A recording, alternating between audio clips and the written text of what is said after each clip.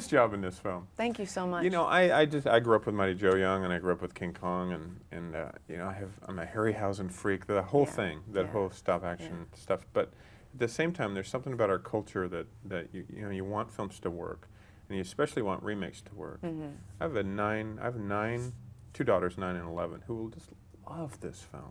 Oh, that's so great to hear. Love this film because they're animal lovers, and they'll be really in touch with that. What was the cool thing, or the most kind of extraordinary thing about working with the creature, and working with the gorilla, and working with, in many different aspects of working on this film? Well, one, I didn't ever really see myself doing a special effects film.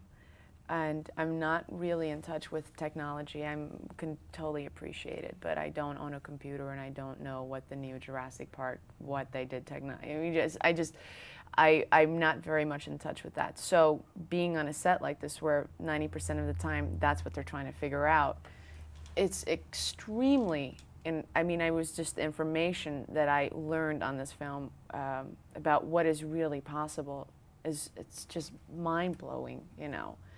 And it's very challenging because all of a sudden you have to create something that's not there.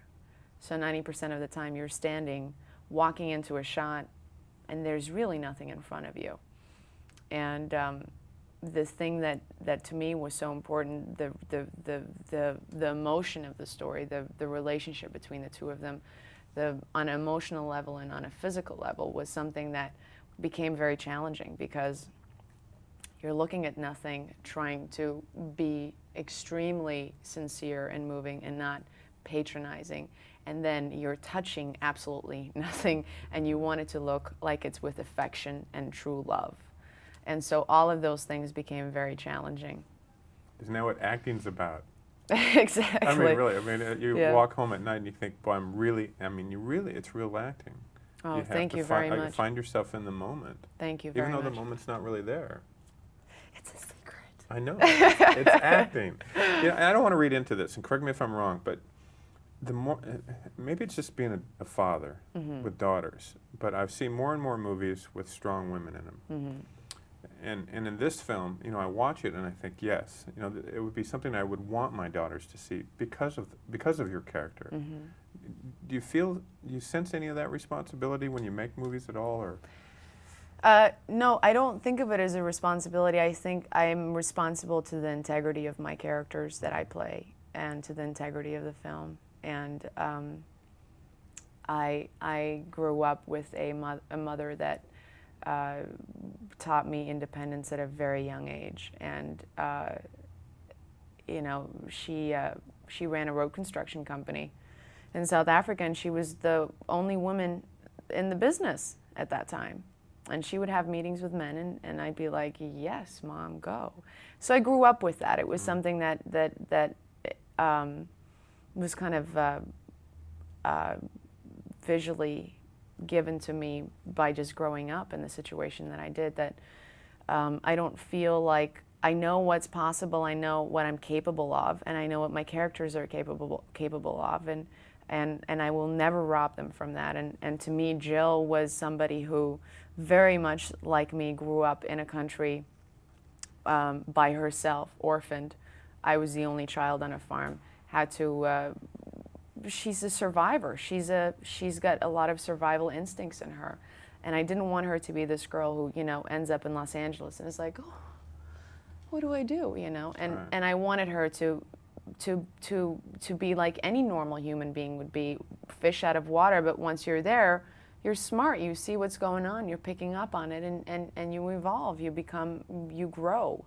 So by the end of the film, I didn't want her to be the girl who was still just out of the bush. I wanted her to be somebody who kind of fitted into the society of America, of Los Angeles. It's kind of a neat thing when movies do work, though. Those dynamics jump out, you know, and those things about being role models, because you're playing the character. Of course. But when they work really well, they kind of transcend and become a little bit bigger than that. Exactly. And bad movies don't do that. Bad movies do patronize. Exactly, and that's the worst thing. It's That's absolutely the worst thing. Yeah. Because as an audience, I mean, just as a film goer myself, I hate sitting in my seat and going, do you take me for an idiot? Mm-hmm. You know, we don't want that. I pay a lot of attention to that when I'm working on a character, because I think that there's just a certain amount of and sometimes it's completely the opposite. You know, I've played a character where I just went, what? Responsibility? Kindness? Morals? You know, it doesn't matter. But with her, it was something that I think so easily could have just been the 21-year-old blonde girl who came out of Africa and is just like, you know, the deer stuck in the headlights, and I want to save my gorilla. But for me, Jill was capable of so much more.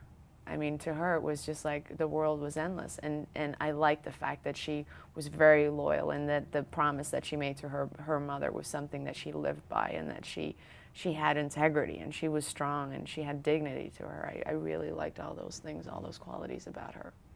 Nice to know those things about you. Thank you very much. Thanks, Charlize.